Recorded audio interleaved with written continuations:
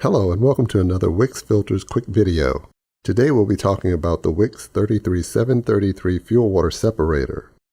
As you can see, the WIX construction is very different from the OE construction, and the two filters fit and function very differently also.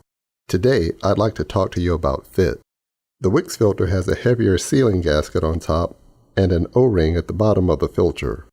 We'll come back to this O-ring later in the video. First, let's install the OE design. You'll notice that the filter is recessed when installed.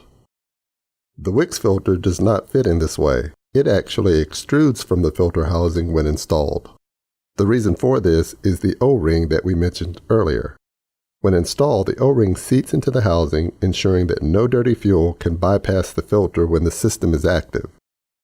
When correctly installed, the WIX filter will sit slightly above the filter housing. This is the way the filter was designed to fit and function.